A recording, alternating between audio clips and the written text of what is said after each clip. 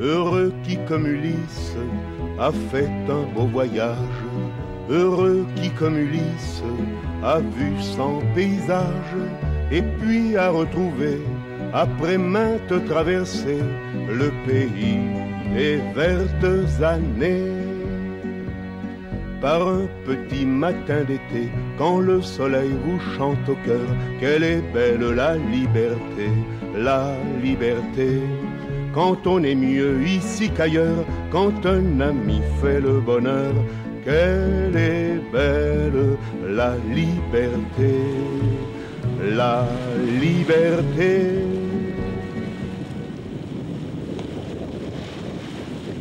Quand on écoute avec un soin attentif ces chansons, on s'aperçoit que Brassens, l'incroyant, parle plus de Dieu que les chanteurs croyants. Par exemple, Félix Leclerc, qui parle peu de Dieu alors qu'il était croyant. Brassens, lui, ne croyait pas. Mais Dieu, en quelque sorte, devait le hanter. Tout enfant est influencé par l'éducation des parents, bien sûr. Mais je pense que pour lui, c'était une richesse supplémentaire. S'il avait eu que des parents catholiques, peut-être, oui, il y aurait eu un rejet total du catholicisme, ou alors une adhésion. Mais non, là, il est partagé entre un père libre-penseur, entre une mère catholique. Eh bien, je pense que c'est bien, parce que ça a nourri son inspiration. Il a fait des chansons qui auraient plu et qui plaisaient vraisemblablement à son père, et des chansons qui, quand il chante « Je vous salue Marie », je pense que sa mère était très touchée. D'autant plus que c'est une chanson que des chorales ont interprété dans des églises. Donc Brassens à l'église, ça ne pouvait vraiment que faire plaisir à sa mère, qui était catholique, avec toute cette tradition méditerranéenne de la religion. Ses parents étaient des braves maçons, n'est-ce pas, qui l'ont élevé comme on élevait à l'époque tous les enfants. Et aujourd'hui, on est là pour parler de Brassens et de son rapport avec la foi. Moi, je dirais simplement avec Dieu. Alors, est-ce qu'il faut appeler ça la religion? Parce que normalement, le mot religion veut dire la façon qu'on se relie avec l'Éternel. On ne peut pas juger la foi de Brassens, la religion, c'est-à-dire le lien qu'il a avec Dieu, aujourd'hui, sans vraiment rappeler que ce qu'on lui en a dit à l'époque, aujourd'hui, aucun jeune l'accepterait, et surtout aucun poète, un homme comme lui qui a lu beaucoup.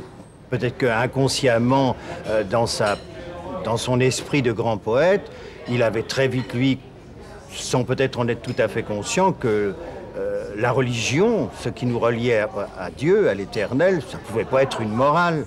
Il a donné cette image de lui, d'un grand pourfendeur de curés, de gendarmes. Mais vous savez, un artiste, il faut l'accepter dans toute sa complexité et dans toutes ses contradictions apparentes. Le clergé était suffisamment intelligent pour dire, bon, c'est vrai qu'il chante des chansons qui ne nous sont pas très, très favorables et tout, mais à côté de ça, il y a quand même le personnage, hein, un personnage qui était respectueux, qui était tolérant, qui n'était pas sûr de lui, qui disait « je crois que », qui disait « je cherche Dieu ». Vous voyez, donc il aurait pu jouer le fort, dire « ah bah oui, bon, j'ai pas besoin de Dieu, j'ai pas besoin de… » Vous voyez, crier, hurler une haine de Dieu, mais pas du tout. Il reste toujours très, très délicat quand il parle de Dieu. Il dit simplement « je cherche, mais je n'ai pas trouvé ».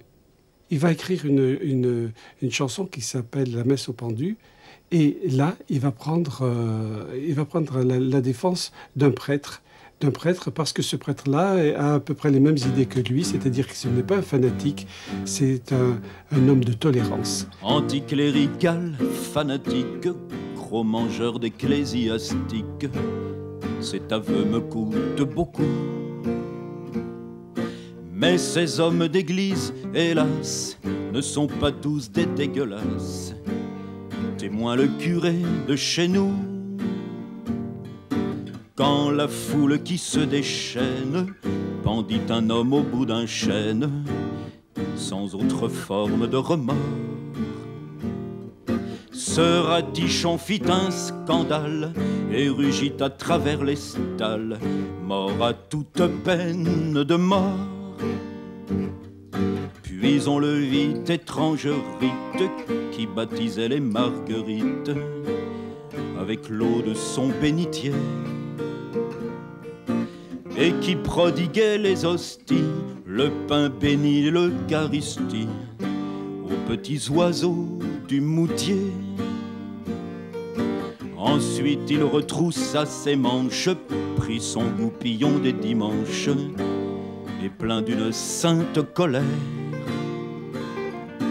il partit comme à l'offensive dire une grand-messe exclusive à celui qui dansait en l'air. C'est à du gibier de potence qu'en cette triste circonstance l'hommage sacré fut rendu. Ce jour-là, le rôle du Christ, bonne aubaine pour le touriste, était joué par un pendu.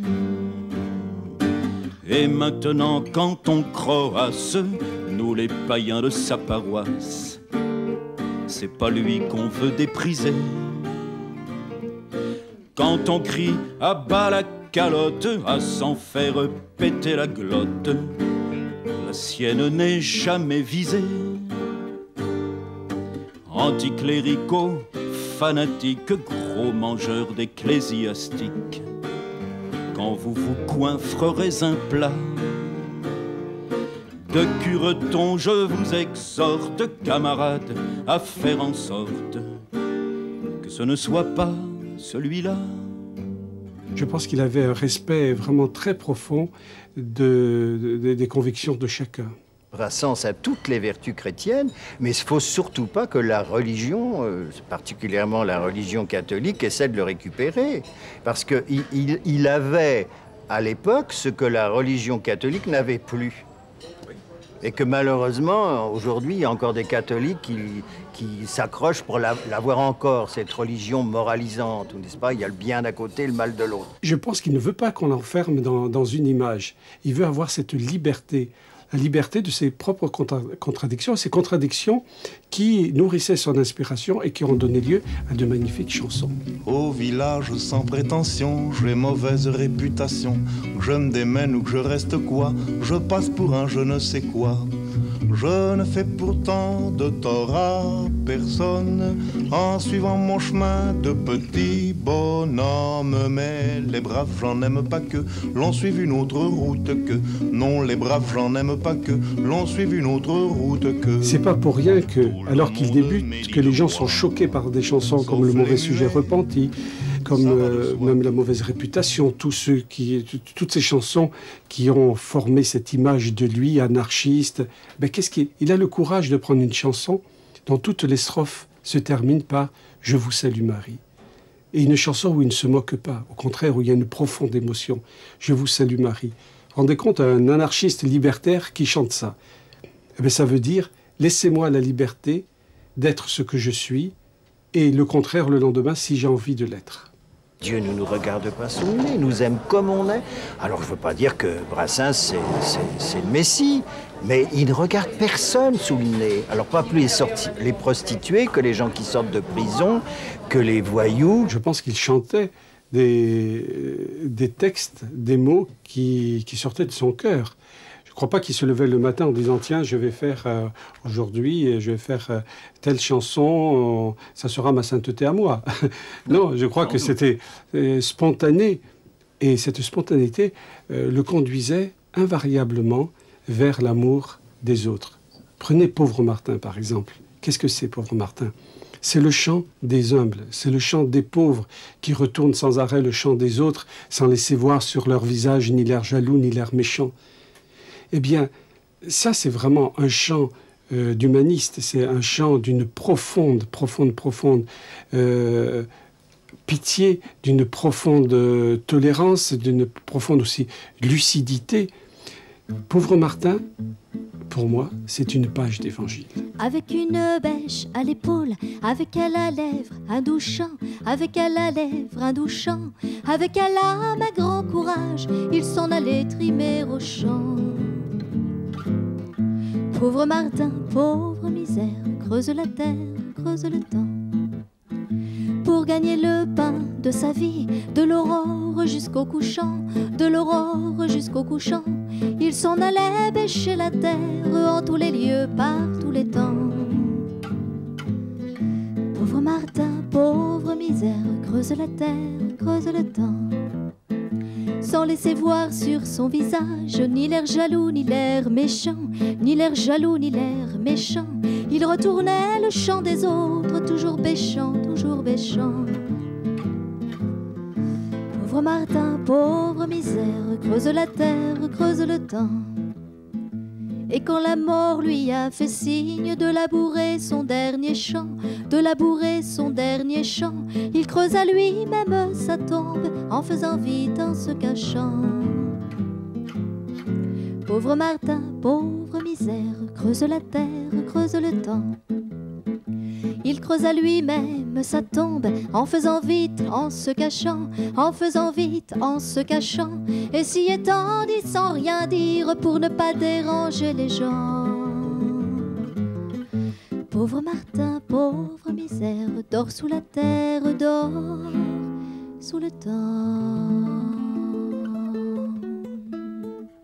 Il avait compris complètement l'évangile, n'est-ce pas, que si Dieu était venu sur la terre, c'était pas pour les gens qui allaient à la messe tous les jours, la tête à 45 degrés, les yeux au ciel. C'était pour ceux qui se perdaient. Je suis venu sauver tout ce qui est perdu. Et quand Jésus fait sa prière à Dieu, c'est pour dire, Seigneur, que je ne perde aucun de tous ceux qui m'a confié. Ben, c'est les mauvais, les bons aussi. En chaque disque, il y avait une chanson où étaient révélées ces vertus, les vertus d'un homme, d'un être généreux. Vous avez, bien sûr, la fameuse chanson pour l'Auvergnat. C'est magnifique. La chanson pour l'Auvergnat, c'est une façon de dire merci, parce qu'il n'était pas ingrat, Brassens. Jeanne et son mari, Marcel Planche, l'avaient recueilli chez lui. Il écrivait ses chansons, mais il ne travaillait pas. Et eux le nourrissaient, le protégeaient. Elle et son mari ont cru en ce que je faisais et m'ont gardé avec eux et m'ont encouragé. Eh bien, plutôt que de dire un simple merci, il a créé la chanson pour l'Auvergnat. Elle est à toi cette chanson, toi l'Auvergnat qui sans façon m'a donné 4 bouts de bois quand dans ma vie il faisait froid. Toi qui m'as donné du feu quand les croquantes et les croquants, tous les gens bien intentionnés m'avaient fermé la porte au nez. Ce n'était rien qu'un feu de bois, mais il m'avait chauffé le corps, et dans mon âme il brûle encore à la manière d'un feu de joie. Toi l'Auvergnat, quand tu mourras, quand le croque-mort t'emportera, qu'il te conduise à travers ciel au Père éternel. Elle est à toi cette chanson, toi l'hôtesse qui sans façon m'a donné 4 bouts de pain quand dans ma vie il faisait faim. Toi qui m'ouvris ta huche quand les croquantes et les croquants, tous les gens bien intentionnés s'amusaient à me voir jeûner. Ce n'était rien qu'un peu de pain, mais il m'avait chauffé le corps, et dans mon âme il brûle encore à la manière d'un grand festin. Toi l'étranger, quand tu mourras, quand le croque-mort t'emportera, qu'il te conduise à travers ciel au Père éternel. Brassens, lui, l'Auvergnat, c'est pas sa religion, c'est lui, c'est lui. Il voit le monde comme ça, et ça qui est intéressant. Dans l'œuvre de Brassens, c'est la chanson qui est la plus interprétée à travers le monde, et ce n'est pas pour rien. C'est que dedans, il y a tout. Il a fait cette chanson assez rapidement, et il y a la bonté, il y a la reconnaissance, il y a l'amitié, il y a l'amour. C'est une chanson essentielle dans l'œuvre de Brassens. Chaque fois que Georges venait à Sète, il disait « mais allez saluer ma mère ». Lorsqu'elle était à l'hôpital et qu'il donnait une représentation à Sète, avant de rentrer en scène, il était allé voir ma mère, qui à ce moment-là faisait un petit séjour à l'hôpital. Donc il était resté très fidèle à ses amis, à ses amitiés. Ses défauts, je suis mal placé pour parler des défauts de Georges, je l'ai laissé supporter pendant plus de 30 ans. Ses qualités, c'est... Il y en avait beaucoup. Déjà, c'est la fidélité, parce que Georges, vous savez, quand il connaissait quelqu'un, s'il avait un comportement normal, etc., il ne le lâchait plus. Il avait ses copains d'enfance, ses copains d'école, il avait les copains d'Allemagne, il gardait toujours ses copains. Georges, jamais il n'a quitté quelqu'un volontairement. Si ça s'est fait, c'est par la force des choses, autrement, mais enfin, il y avait cette espèce de fidélité qui s'exprimait vraiment d'une manière incroyable, comprenez-vous. Il était fidèle aux gens jusqu'au bout. Non, ce n'était pas le radeau de la Méduse, ce bateau, qu'on se le dise au fond des ports, dise au fond des ports. Il naviguait en père peinard sur la grand-mare des canards et s'appelait les copains d'abord, les copains d'abord. Ces fluctuat nec mergiture, c'était pas de la littérature, n'en déplaise aux jeteurs de sorts, aux jeteurs de sorts. Son capitaine et ses matelots n'étaient pas des enfants de salauds, mais des amis franco de port, des copains d'abord. C'étaient pas des amis de luxe, des petits castors et pollux, des gens de Sodome et Gomorre, Sodome et Gomorre. C'étaient pas des amis choisis par Montaigne et la Boétie. Sur le ventre ils se tapaient fort, les copains d'abord. C'étaient pas des anges non plus, l'évangile il l'avait pas lu, mais ils s'aimaient toute voile dehors, toute voile dehors. Jean-Pierre, Paul et compagnie, c'était leur seule litanie, leur credo, leur confiteor, aux copains d'abord. Au moindre coup de Trafalgar, c'est l'amitié qui prenait le quart, c'est elle qui leur montrait le nord, leur montrait le nord. Et quand ils étaient en détresse, que leurs bras lançaient des SES, on aurait dit des sémaphores, les copains d'abord. Au rendez-vous des bons copains, y avait pas souvent de lapin. Quand l'un d'entre eux manquait à bord, c'est qu'il était mort. Oui, mais jamais, au grand jamais, son trou dans l'Aune se refermait. 100 ans après qu'aucun de sort, il manquait encore. Des bateaux, j'en ai pris beaucoup, mais le seul qui ait tenu le coup, qui n'est jamais viré de bord, mais viré de bord. Naviguait en père peinard sur la grand-mare des canards et s'appelait les copains d'abord, les copains d'abord.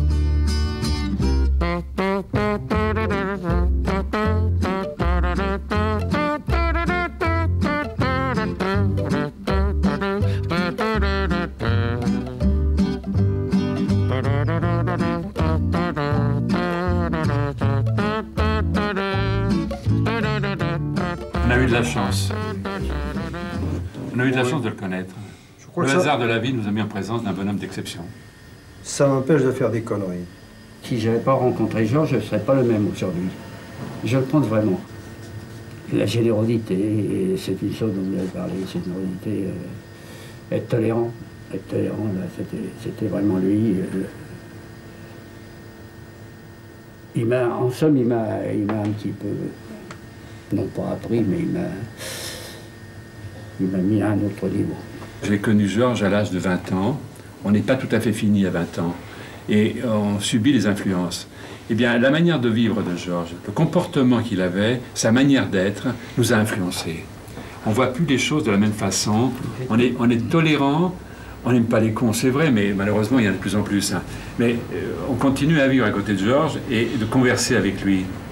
Il avait le regard bon. Hein. Il avait un regard bon. Et c'était exceptionnel. Un regard bon. Ça, oui. Vous le regardiez, vous aviez toute la bonté du monde dans ses yeux. Georges était resté vis-à-vis de son entourage, je parle. Hein. Toujours le même Georges, toujours affable, toujours prêt à rendre service, toujours prêt à accueillir. Je pense qu'il y avait cela, cette bonhomie, cette courtoisie. Ce sont des qualités qui maintenant se perdent. Et cet esprit également de tolérance. Il était très bon, très généreux, très sensible, très tolérant. Alors, insaisissable, c'est peut-être pas le bon mot. C'est faible aussi en même temps, il faut dire un peu faible, vous voyez. Je pense qu'il était faible. Faible, il n'avait même pas la force, et encore par générosité, par bonté, de repousser quelqu'un, de repousser à n'importe un gars qui lui cassait les pieds. Il y en a eu. Hein. Je dirais franchement, on était obligé de veiller pour que ça n'aille pas trop loin, parce que moi, franchement, c'était peut-être une partie de mon rôle, mais enfin, quand je voyais des quémandeurs autour de lui, j'essayais de les éjecter le plus proprement possible.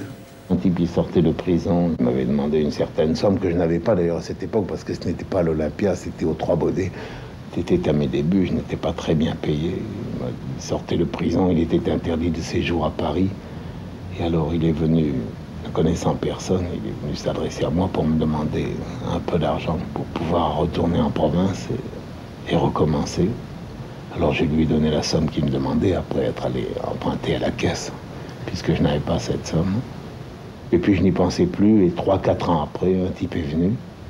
Il m'a dit, vous me reconnaissez? J'ai dit non. Et il m'a dit, je suis celui qui... Il s'est rappelé à mon souvenir. Alors je lui ai dit, ben garde, il venait me rendre ce que je lui avais prêté 4 ou 5 années en arrière. Je lui ai dit, gardez ça, ça sera mon cadeau de mariage, parce qu'il m'a présenté sa femme en même temps. Mais ça arrive souvent, vous savez qu'on demande aux artistes. C'est fréquent, c'est quotidien. Les vertus chrétiennes, c'est quoi avant tout? Pour moi, la première vertu, c'est la bonté. Parce que la bonté englobe tout le reste. Si vous avez la bonté en vous, forcément, vous êtes généreux. Forcément, vous êtes tolérant. Donc, pour moi, c'est la première des vertus. Et ça, Georges, c'est indiscutable, avait cette vertu-là. Il avait la bonté en lui. Regardez ses yeux, on la voit, la bonté dans ses yeux. Regardez son sourire, ce magnifique sourire d'homme, eh bien, on voyait la bonté. Mais il avait aussi les actes, c'est-à-dire la générosité. Et ça, tous les amis peuvent en témoigner. C'était un homme profondément généreux. Ses amis qui lui demandent de l'argent parce qu'il en avait besoin, et Georges lui prête cet argent, et l'ami lui dit, mais je vais te signer une reconnaissance de dette. Et Georges lui dit, mais tu es fou, mais je ne veux pas de ça. Il dit, oui, mais si je viens à mourir demain. Et il lui dit, mais si tu viens à mourir demain, tu crois que je vais penser à l'argent que tu me dois, vu la peine que j'aurai?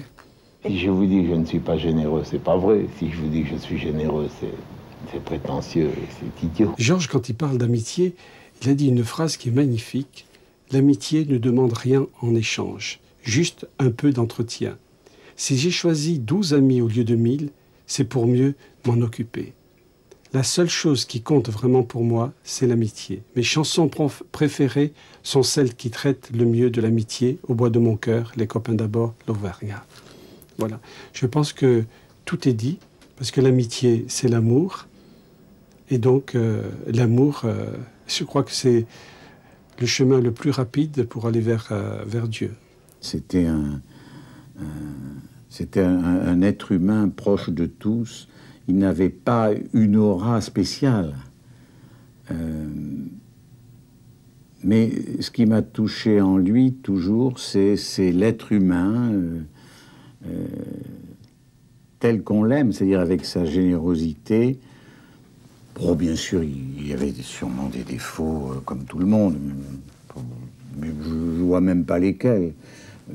Bon, un certain égocentrisme, on ne peut pas créer une œuvre sans que tout revienne quelque part vers soi, puisque chaque chose qui circule autour de vous bénéficie à votre œuvre. C'est comme les écrivains ou les peintres.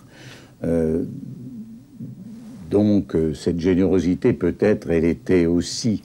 lui servait son œuvre, servait ce qu'il avait à faire. Vous avez une chanson aussi qui est très belle, c'est la chanson La Marguerite. Parce que moi, j'aime bien la Marguerite. Il y a un peu de malice, un petit coup de griffe, de temps en temps, au clergé. Mais là, il parle d'un prêtre. Et je pense que le prêtre était proche, ce prêtre-là était proche de Brassens, parce que c'est un prêtre qui est tenté, qui va résister.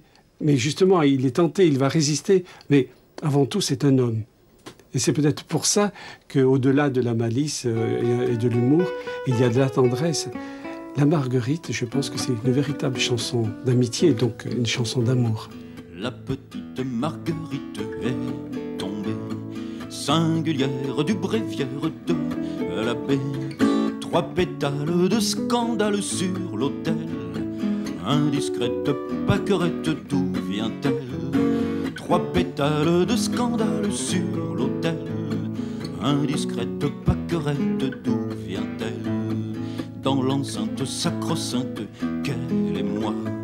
Quelle affaire, oui ma chère, croyez-moi. La frivole fleur qui vole, arrivant, contrebande des plates-bandes du couvent.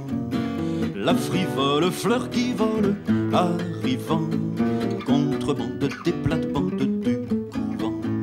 Notre Père qui j'espère est aux cieux, n'ayez cure des murmures malicieux.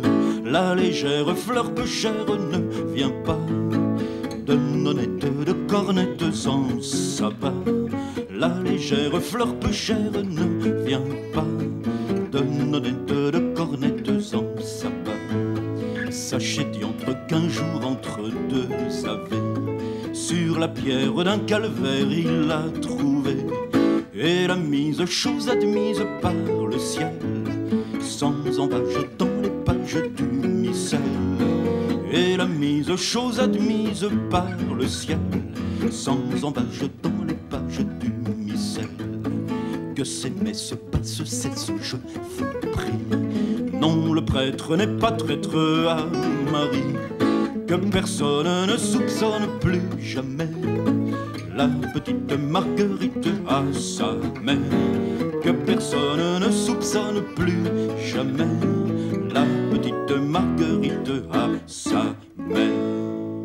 Toute sa vie, toute son œuvre est nourrie de Dieu.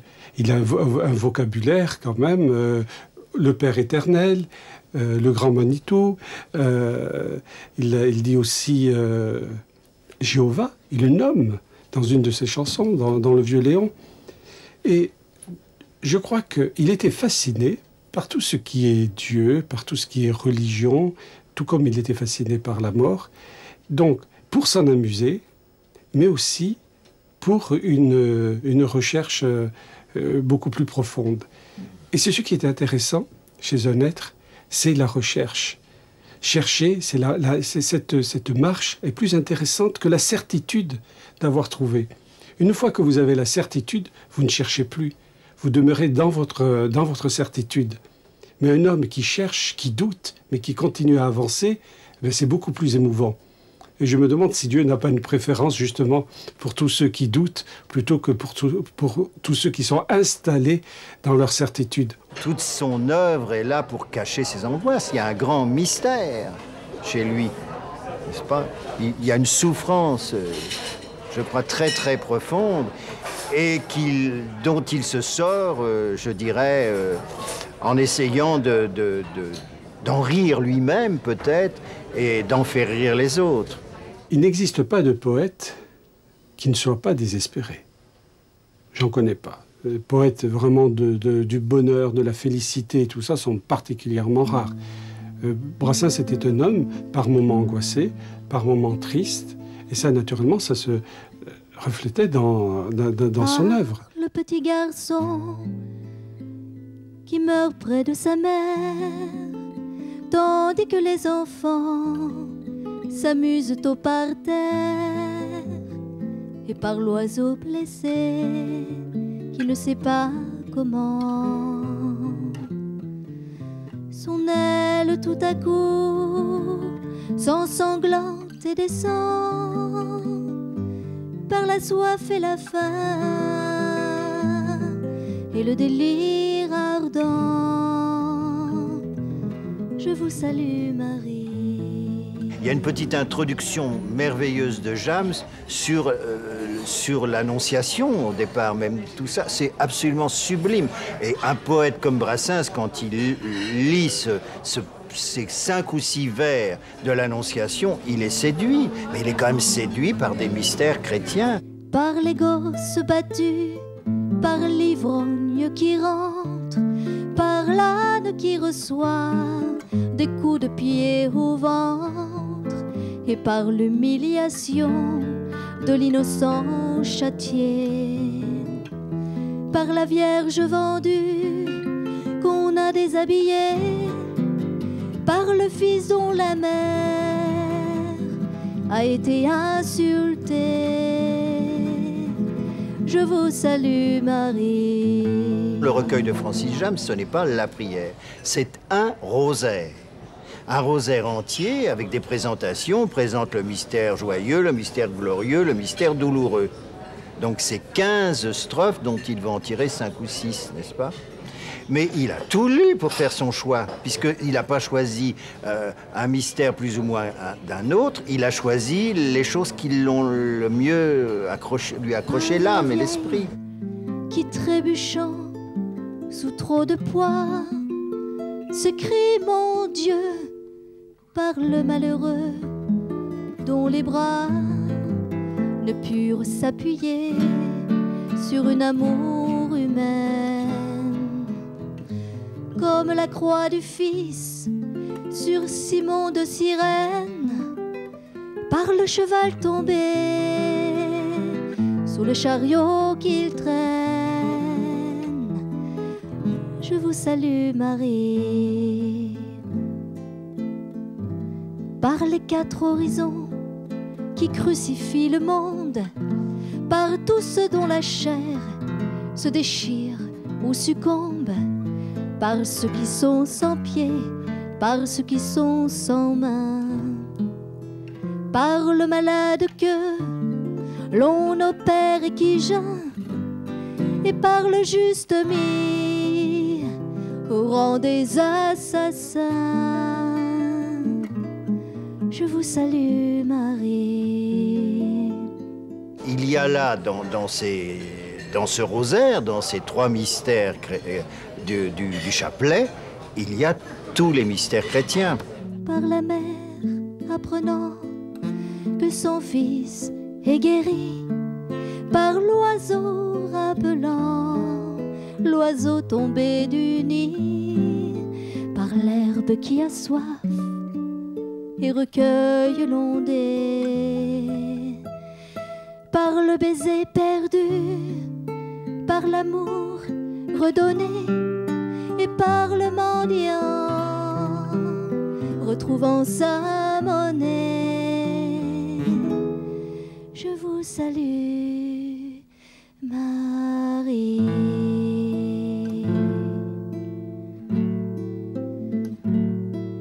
Francis James, c'est un poète extraordinaire, mais chez lui, tout n'est pas égal, n'est-ce pas? Il y a des poèmes absolument étonnants, lumineux, forts, bien construits, puis il y a des choses beaucoup... Parce que, au fond, il se répandait un peu. Brassens, non.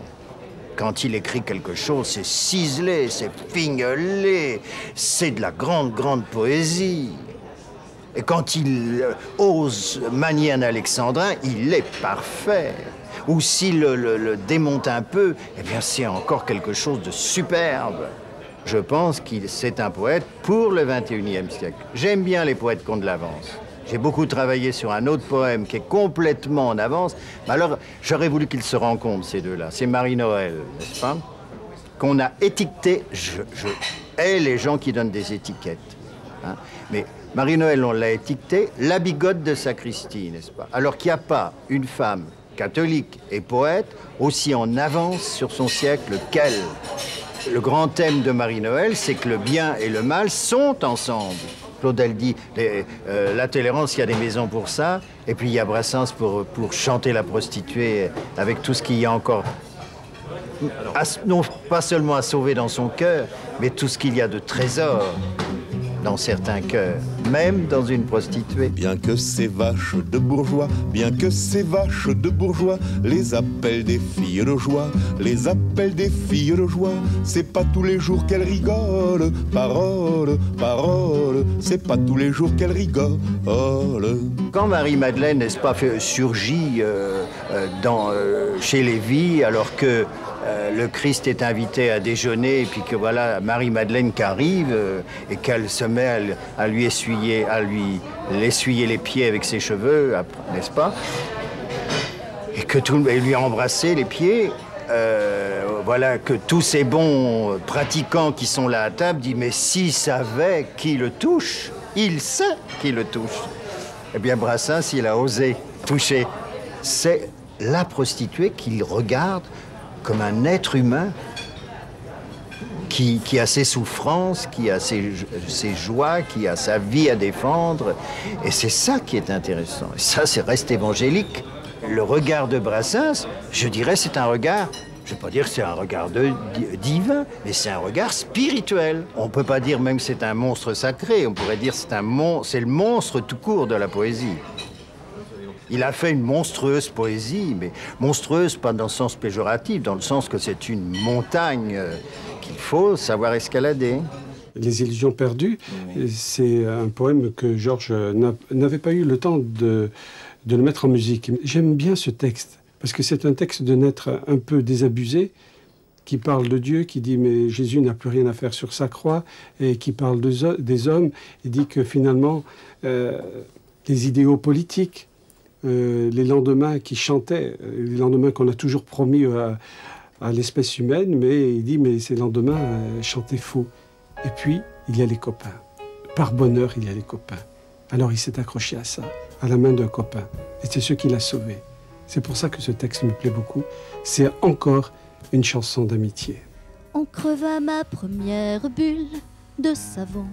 Il y a plus de 50 ans, depuis je me morfonds. On jeta mon Père Noël en bas du toit. Ça fait belle lurette et j'en reste pantois.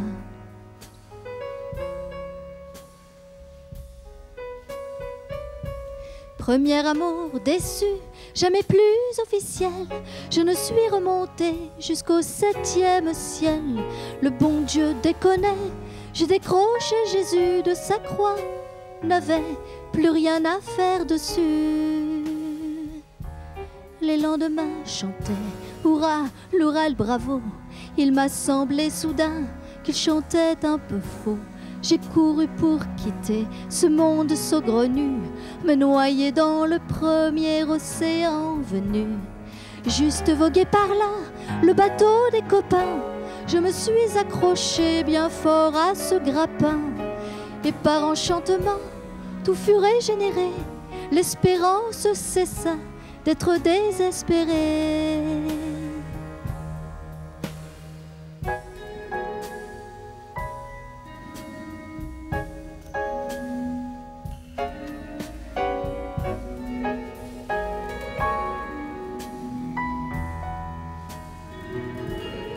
Juste voguer par là, le bateau des copains. Je me suis accroché bien fort à ce grappin. Et par enchantement, tout fut régénéré. L'espérance cessa d'être désespérée.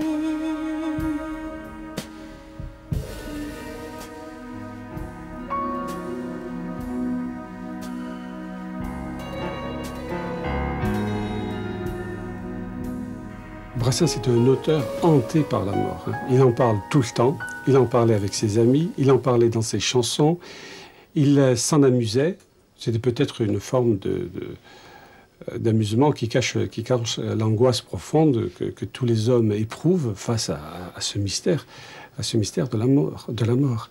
Voilà, un bonhomme qui a eu quand même l'audace de monter sur une scène de music hall, parler de la mort.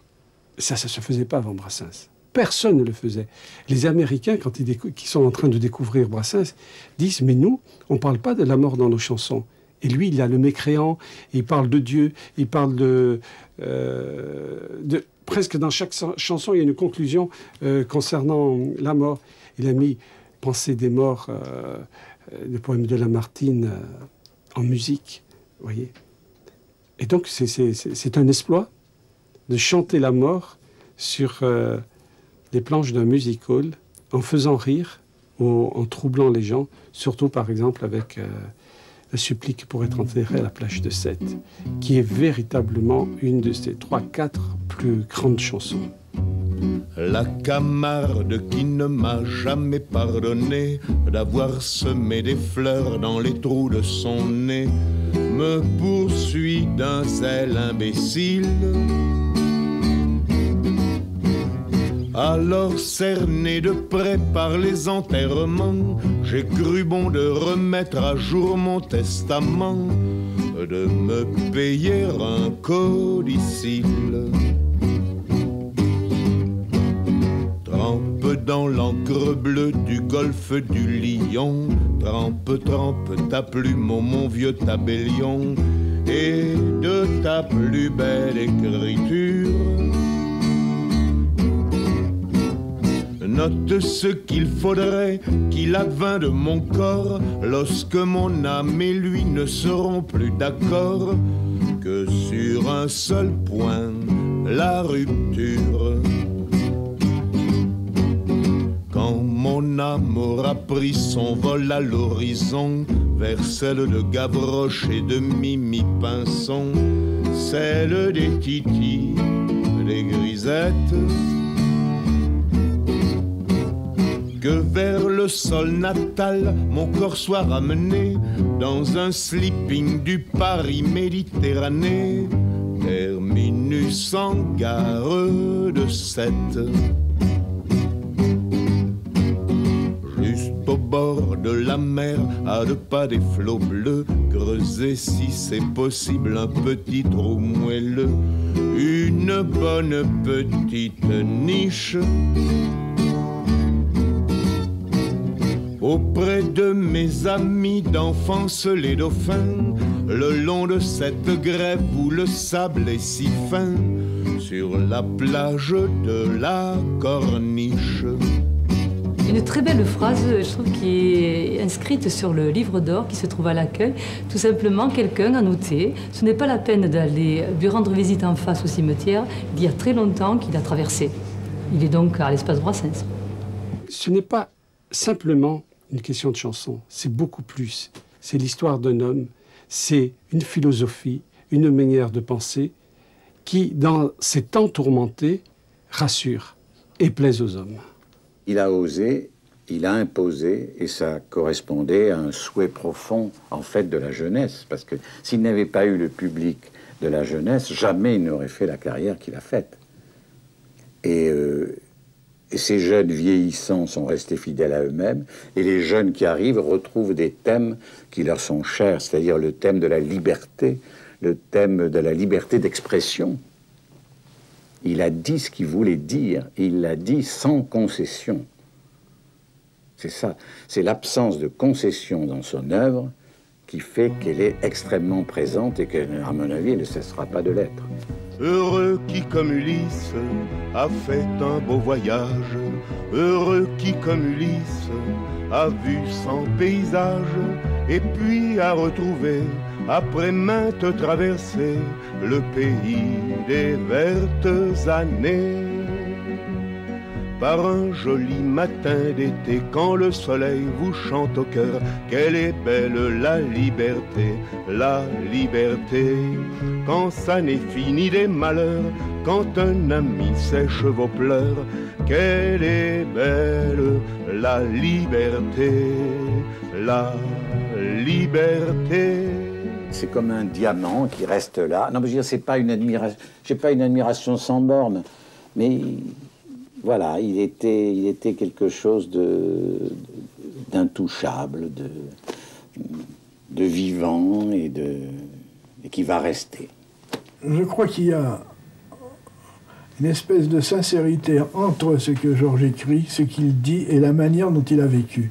C'est vraiment, il n'y a pas d'hypocrisie dans ses chansons. Il a écrit ses chansons telles qu'il les a senties, etc.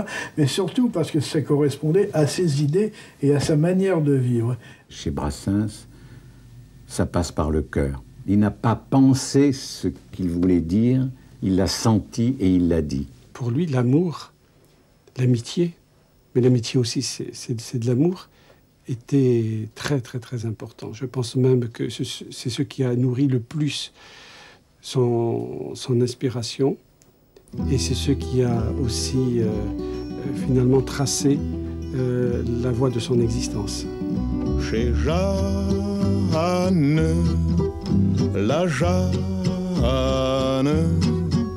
son auberge est ouverte aux gens sans feu ni lieu. On pourrait l'appeler l'auberge du bon Dieu, s'il n'en existait déjà une, la dernière où l'on peut entrer sans frapper, sans montrer patte blanche. Chez Jeanne, la Jeanne, on est n'importe qui, on vient n'importe quand, et comme par miracle, par enchantement, on fait partie de la famille. Dans son cœur, en se poussant un peu, reste encore une petite place. Georges était un homme avec vraisemblablement ses faiblesses, avec ses défauts, mais comme je vous le disais tout à l'heure, c'est un homme qui n'a pas triché. C'est un homme qui a offert pendant 30 ans de chansons, qui a offert ce qu'il avait de plus précieux en lui, le meilleur de lui. Il a donné sans tricherie, sans rien demander en retour, à son public. Je le placerai quand même parmi les gens qui sont restés fidèles à eux-mêmes. Et ça, il y en a assez peu. Pourquoi 20 ans après, les gens sont toujours fascinés par l'image de Brassens?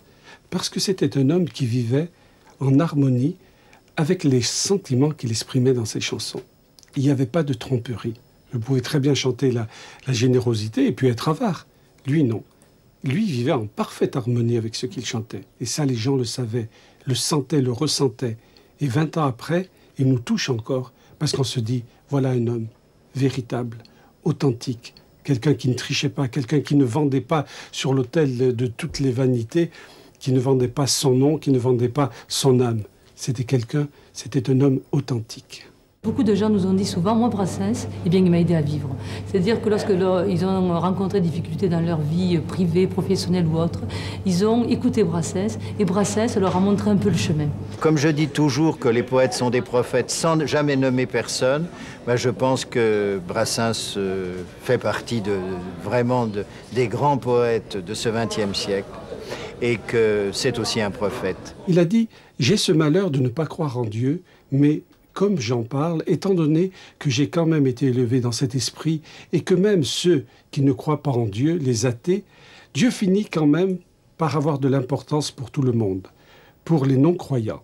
Je parle aussi beaucoup de Dieu, si vous voulez, je le cherche un peu dans mes chansons. J'espère quand même, s'il existe, qu'un jour il ne va pas tarder à me faire signe, parce que c'est long. Mon poète préféré, c'est quand même le Christ. En admettant que le Christ ait existé, l'Évangile, c'est mon poème préféré. Si l'on trouve dans mes chansons, dans mes lignes, quelque chose de mystique, cela provient de ce que je me suis nourri de ce fameux poète. Vous voyez, il a tout dit là. En fait, Georges, il cherche. Dans le Mécréant, il dit « Et sur le chemin du ciel, je ne ferai plus un pas, la foi viendra d'elle-même ou elle ne viendra pas. » Il ne dit pas « je ne ferai pas un pas », il dit « je ne ferai plus ». Ce qui veut dire qu'il a déjà fait un pas. Et je pense que c'est un déçu de la foi. Il a été vers la foi, il a cherché, mais la foi n'est pas venue jusqu'à lui.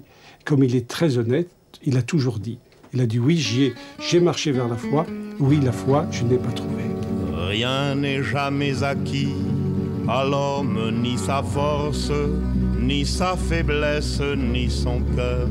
Et quand il croit ouvrir ses bras, son ombre est celle d'une croix. Qui va au paradis si le paradis existe? Est-ce que c'est un homme qui dit « je crois en Dieu » mais qui n'ouvre pas son cœur? Est-ce que c'est un homme comme Brassens qui dit « Je ne crois pas en Dieu », mais qui a la bonté, la générosité en lui?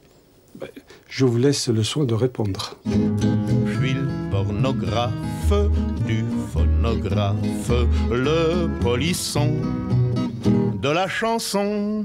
J'aurai sans doute du bonheur et peut-être la croix d'honneur à chanter avec décorum l'amour qui mène à Rome. Mais mon ange m'a dit turlututu, chanter l'amour t'est défendu s'il n'éclot pas sur le destin d'une putain. Je suis le pornographe du phonographe, le polisson de la chanson. Et quand j'entonne Guilleret, un patron de cabaret, une adorable bucolique, il est mélancolique et me dit la voix noyée de pleurs, s'il vous plaît de chanter les fleurs, qu'elles poussent au moins rue Blondelle, dans un bordel. Je suis le pornographe du phonographe, le polisson de la chanson. Chaque soir avant le dîner, à mon balcon mettant le nez, je contemple les bonnes gens dans le soleil couchant. Mais me demandez pas de chanter ça si vous redoutez d'entendre ici que j'aime avoir de mon balcon passer les cons. Je suis le pornographe du phonographe, le polisson de la chanson. Les bonnes âmes d'ici bas comptent ferme qu'à mon trépas Satan va venir embrocher ce mort mal embouché. Mais veuille le grand Manitou, pour qui le mot n'est rien du tout, admettre en sa Jérusalem à leur blême.